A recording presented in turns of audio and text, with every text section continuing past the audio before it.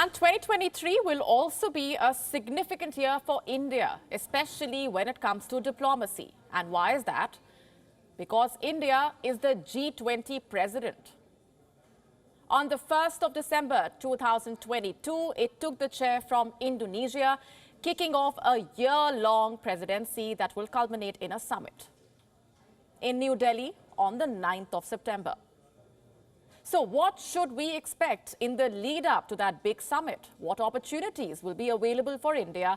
How can it use the presidency to establish its legacy, and what risks does it face? Over the next 4 minutes, we discuss.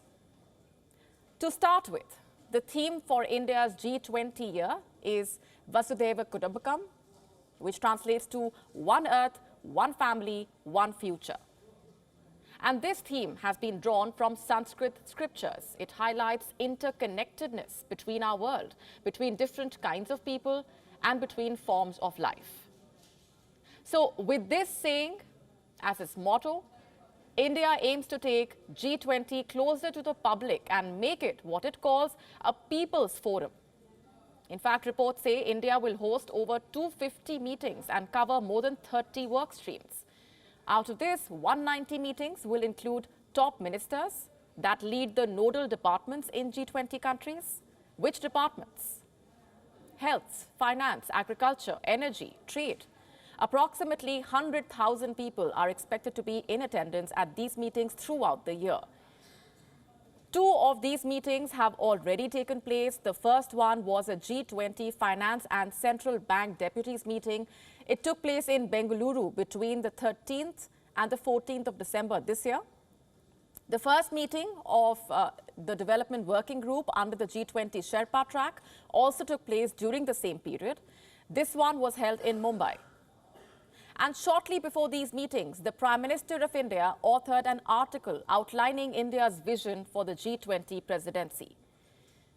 The essay pitched for hope, healing, and harmony to deal with the pressing global challenges. This is what the article read. Let me quote, "During our G20 presidency, we shall present India's experiences, learnings, and models as possible templates for others, particularly the developing world. Our G20 priorities will be shaped in consultation with not just our G20 partners, but also our fellow travelers in the global south, whose voice often goes unheard. Our priorities will focus on healing our one earth, creating harmony within our one family, and giving hope for our one future." And that's not all. Given how the G20 is a massive undertaking, the Indian government has upgraded its intellectual, administrative, infrastructural, and social capital. It has improved the bureaucratic decision-making process and compiled a list of agenda items for the year. And these articles are being carefully crafted in consultation with the key stakeholders, including businesses, think tanks, civil society members, labor unions, and the scientific community.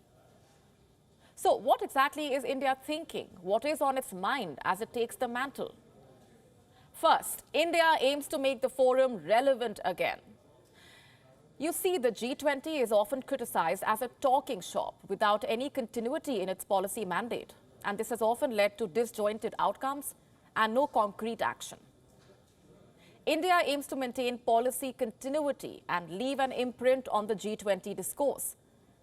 It aims to take forward the priorities of the predecessor, Indonesia. It had set the global health architecture, digital and economic transformation, and clean energy transition as its goals.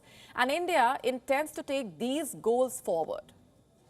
Second, India aims to champion certain issues like pandemic preparedness, anti-corruption, counter-terrorism cooperation, reform of regional and multilateral initiatives, and finance interlinkages at the global level. Until these issues have mainly featured in, until now, they've mainly featured in smaller forums, and India plans to make the G20 focus on them immediately. These are India's 2 main goals.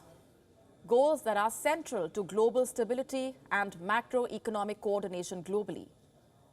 As nations strive to recover from the pandemic aftermath, for India, these goals will help it gain the global spotlight. The expectations are running high. And here's hoping New Delhi lives up to them.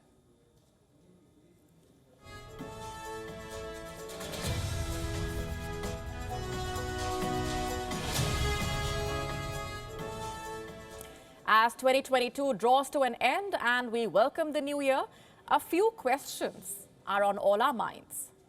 Questions concerning the state of our world.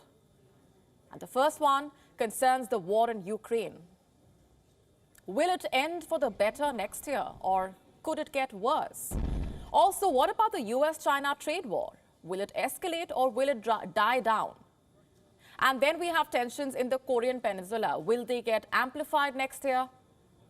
Also, the growing rift between the US and Saudi Arabia. Are their differences going to widen?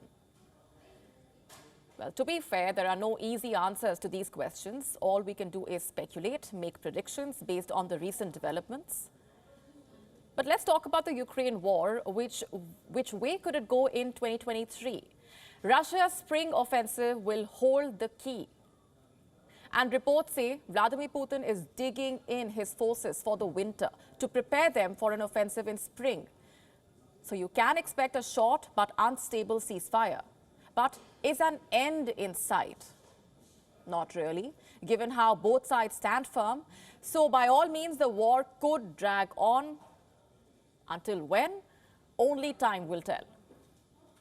And if we speak of the US-China tensions, they also will not end anytime soon.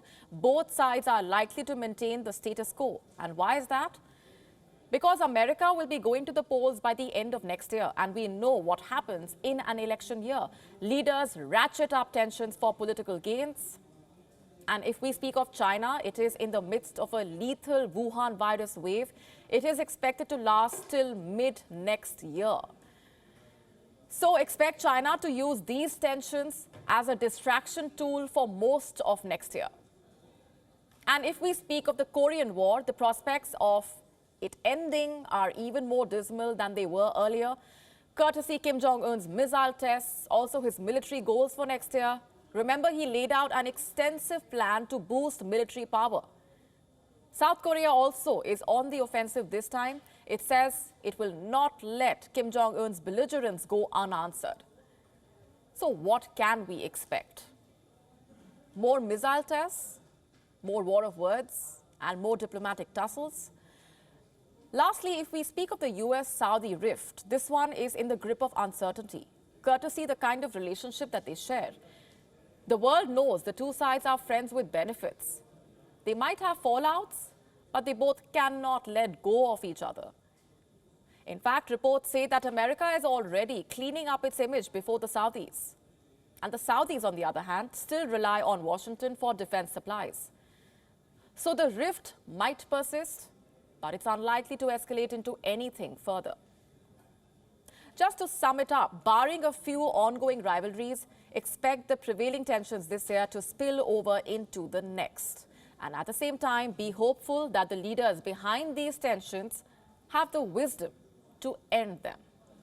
WION now available in your country. Download the app now. Get all the news on the move.